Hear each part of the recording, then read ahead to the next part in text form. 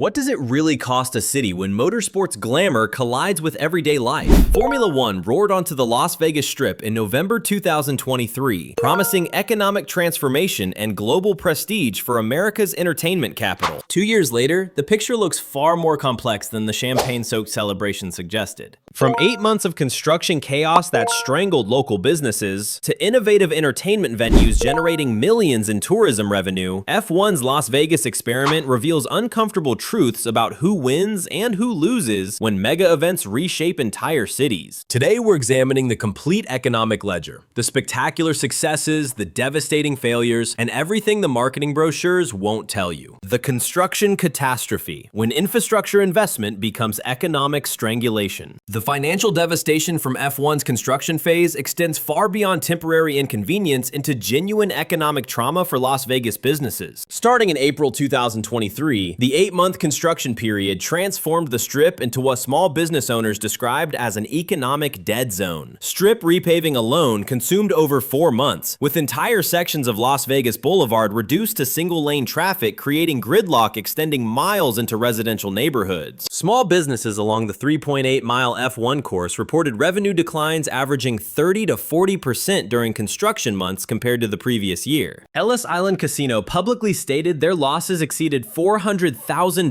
during construction. Wedding chapels near the circuit saw bookings plummet by 60% as couples avoided the area, representing approximately $2.8 million in lost revenue across 12 affected venues. The infrastructure transformation demanded complete street reconstruction. New lighting systems capable of illuminating nighttime racing consumed $18 million, with specialized LED arrays installed every 50 feet along the circuit. Electrical grid upgrades cost Nevada Energy an additional $12 million. Expenses passed to residential customers through rate adjustments averaging $4.80 monthly per household. The beautiful, mature trees that once lined the Bellagio fountain area were removed entirely and replaced with smaller, easily removable specimens. The construction timeline compressed what should have been 2-year infrastructure improvements into 8 brutal months to meet F1's November deadline. This acceleration meant contractors charged premium rates, typically 40 to 60% above standard pricing. The total infrastructure investment reached $240 million, with $95 million coming directly from Clark County taxpayer funds. That's $95 million that could have funded 1,200 affordable housing units, or upgraded the city's outdated storm drainage systems. The ripple effects touched every corner of the local economy. Rideshare drivers reported income drops of 25% as tourists avoided Strip chaos. Convention bookings at major properties fell 18% year over year during summer 2023, with planners citing construction disruption. MGM Resorts alone reported $62 million in lost convention revenue. What makes this particularly frustrating is the asymmetric burden distribution. While taxpayers absorbed infrastructure costs and local businesses hemorrhaged revenue, F1 organizers Liberty Media generated an estimated $170 million from the inaugural race. The promised community benefits never materialized at the scale marketing materials suggested. Instead, Vegas experienced a massive wealth transfer from small business owners to international corporations and ultra-wealthy race attendees. The visibility crisis. Economic impact of blocking public access. The barrier installations surrounding F1 circuit represent one of the most controversial economic decisions in Las Vegas's recent history. These aren't subtle modifications. They're massive visual obstructions that fundamentally alter the public's relationship with the Strip. Pedestrian bridges that once offered sweeping views of the boulevard now feature solid metal panels, white vinyl wrapping, or, in some locations, completely opaque walls that eliminate any free viewing opportunities. From an economic perspective, this creates fascinating behavioral dynamics. F1 organizers argue these barriers are essential safety measures preventing overcrowding on bridges during race events, and there's legitimate merit to this concern. Without barriers, pedestrian bridges would indeed become dangerously congested with spectators seeking free race views. Security personnel would face impossible crowd control challenges, and the risk of crush injuries or falls would increase exponentially. During practice sessions, security guards actively patrol bridges, directing foot traffic and preventing anyone from lingering, a necessary extraordinary safety protocol that nonetheless frustrates locals and tourists alike. However, the barriers also serve a more calculating economic function, forcing monetization of every possible viewing angle. By eliminating free viewing opportunities, F1 creates artificial scarcity that drives demand for paid experiences. This strategy transformed Las Vegas from a city where you could freely experience major spectacles, watching the Bellagio fountains, observing the Mirage volcano, enjoying the Fremont Street light show, into one where the biggest annual event requires purchasing access. The psychological impact on Vegas's brand identity is profound. The city built its tourism empire on the democratization of luxury, the idea that anyone, regardless of income, could taste glamour for a reasonable price. F1's exclusionary model directly contradicts this foundational promise. The barriers literally and figuratively wall off entire sections of the public realm, creating visible hierarchies between paid ticket holders and everyone else. Behavioral economists call this conspicuous exclusion, where the value of an experience is enhanced not just by what you gain access to, but by visibly demonstrating what others cannot access.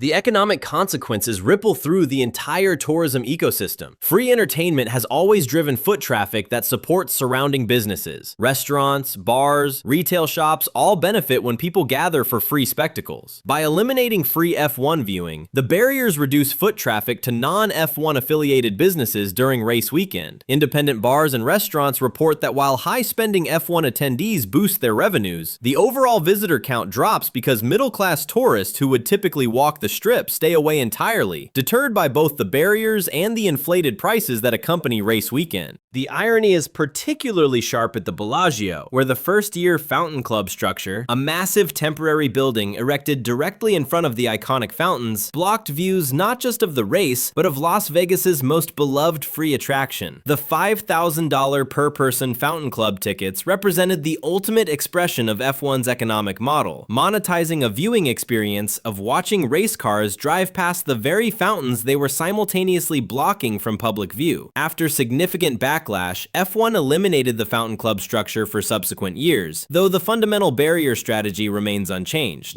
The escalator phenomenon illustrates the economic desperation created by these barriers. Visitors literally ride escalators up and down repeatedly, using the brief moments of elevation to glimpse race activity over the barriers. This behavior represents pure deadweight economic loss, people expending time and effort for minimal value creation, all because artificial scarcity has eliminated the natural viewing opportunities that would have made their Vegas experience more enjoyable and likely encouraged greater spending at nearby establishments. The entertainment evolution, how F1 created genuine economic winners. Despite the controversies, F1's arrival catalyzed legitimate economic development that benefits Las Vegas year-round, not just during race weekends. The Grand Prix Plaza represents the most successful manifestation of this development, a permanent facility that transforms F1's temporary infrastructure into a lasting tourism asset. Opening in spring 2025, the plaza occupies the paddock area where teams service cars during race weekends, but operates as a public attraction for 9 months annually. The economic model here is sophisticated and actually delivers community value. The plaza charges $45 for a 2-hour experience that includes access to F1 simulators utilizing actual DRS technology, engine sound replication, and LED steering wheel displays that mirror professional racing systems. These aren't carnival attractions, they're legitimate racing simulators that cost $180,000 each to install. For racing enthusiasts, the experience provides genuine value at a price point accessible to middle-class tourists, the demographic Las Vegas desperately needs to retain. The plaza generates approximately $1.8 million monthly in direct revenue during its operational months. But the multiplier effects matter more economically. Visitors spend an average of 4 hours in the area, with 78% patronizing nearby restaurants and bars, according to Las Vegas Convention and Visitors Authority tracking data. This represents exactly the kind of foot traffic generation that supports the broader tourism ecosystem. The plaza employs 100 240 full-time staff earning an average of $42,000 annually. Solid middle-class wages with benefits, not the exploitative gig economy jobs that increasingly dominate Vegas's employment landscape. F1 Arcade Las Vegas represents another genuine economic success story, though on a dramatically larger scale. Covering 21,000 square feet across 2 floors, the venue features 87 racing simulators, full-service bars, a comprehensive restaurant menu, and spectacular terrace views of the Strip. This isn't a temporary race weekend pop-up. It's a $28 million permanent entertainment investment that operates 362 days annually, closing only during actual F1 race events when the location becomes part of the circuit viewing area. The economic sophistication of F1 Arcade's business model deserves recognition. Daytime racing packages start at $26 for 3 races, positioning the experience as affordable family entertainment comparable to bowling or movie tickets. Evening packages increase to $32 to $45, capturing date night and group entertainment spending. The venue becomes 21 plus after 7 p.m., transforming into an upscale nightlife destination where alcohol sales drive profitability. This dynamic pricing strategy maximizes revenue across different customer segments and day parts, a textbook example of efficient capacity utilization. F1 Arcade's employment impact is substantial. The venue employs 280 people with an average wage of $38,000 plus tips, generating approximately $10.6 million annually in direct payroll. Food and beverage revenue exceeds $18 million annually, with simulator fees adding another $12 million. The Terrace Bar alone generates $4.8 million yearly, demonstrating how premium location and experience design create genuine economic value. During F1 race weekend, the venue offers special viewing packages ranging from $400 to $800 per person, generating an additional $2.3 million in high-margin revenue during the single weekend. What makes these developments economically significant isn't just their direct revenue. It's their contribution to Las Vegas's entertainment infrastructure diversification. Vegas has long been overly dependent on casino gaming, which is both cyclical and increasingly commoditized as other states legalize gambling. Entertainment attractions like F1 Arcade and Grand Prix Plaza represent non-gaming revenue streams that appeal to younger demographics who gamble less than previous generations, but spend heavily on experiences. This demographic shift is crucial for Vegas's long-term economic sustainability. The attractions have also sparked broader motorsports tourism interest. F1 weekend now anchors an entire month of racing-themed events, exhibitions, and activations across the city. The SEMA Automotive Aftermarket Convention, previously held elsewhere, relocated to Las Vegas specifically to coincide with F1, bringing 160,000 additional visitors and $290 million in economic impact, according to Las Vegas Global Economic Alliance data. This clustering effect, where complementary events aggregate around a major attraction, represents exactly the kind of strategic economic development that justifies significant public investment. The viewing experience economics, where your money actually goes. Understanding F1's economic impact requires analyzing what race attendees actually receive for their substantial expenditures. General admission grandstand tickets, priced at $700 to $1,200 depending on location, represent the entry-level F1 experience. For this investment, attendees receive a basic seat with views of a single track section, exposure to November temperatures averaging 48 to 52 degrees Fahrenheit, and limited amenities. The economic calculation becomes problematic quickly. Race sessions last 60 to 90 minutes, but cars pass any given location in approximately 1.5 seconds. Over an entire race, viewers see cars for perhaps 90 cumulative seconds of actual action. That translates to roughly $10 per second of direct race viewing, an absurd cost per entertainment minute ratio. The cold weather factor significantly degrades the value proposition. Attendees in open-air grandstands often spend more mental energy managing discomfort than enjoying racing. The 2024 race weekend saw temperatures drop to 41 degrees with rain, creating miserable conditions that had attendees leaving early despite substantial ticket investments. F1 deliberately chose November to fill the motorsports calendar gap, prioritizing global broadcast schedules over attendee comfort. The food situation compounds the value problem.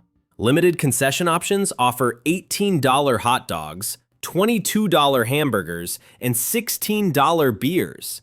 Attendees frequently wait 30 to 45 minutes in concession lines, missing race action they paid premium prices to watch. Contrasting this with premium indoor viewing experiences reveals where F1's economic model actually delivers value. Flight Club's F1 package, priced at $800 to $1,200 per person, includes climate-controlled indoor viewing with windows opening toward the track, 3-hour premium drink packages, 2-hour unlimited food service, and unlimited social darts games. Crucially, numerous television screens display the entire race, solving the fundamental problem of single-location viewing. Flight Club attendees spend an average of $1,400 per person, generating approximately $840,000 nightly during race weekend across their 600-person capacity. Giada at the Cromwell represents the highest tier, with Thursday practice tickets starting at $600 and Saturday race packages reaching $1,800 per person. These prices include multi-hour access with all-inclusive dining featuring past hors d'oeuvres, carved stations with prime beef and whole lobster tails, raw bars with oysters, and multiple champagne and cocktail bars. Giada generates approximately $3.2 million during F1 weekend across 3 race sessions. Club Paris, Beer Park, and Chateau Rooftop occupies the value middle ground effectively. Single-day passes priced at $400 to $500 include unlimited beer, wine, and soft drinks, buffet food service, and rooftop viewing access with clear sightlines down the strip straightaway. The venue's strength lies in its social atmosphere rather than premium luxury. Attendees describe it as party with racing rather than racing with amenities.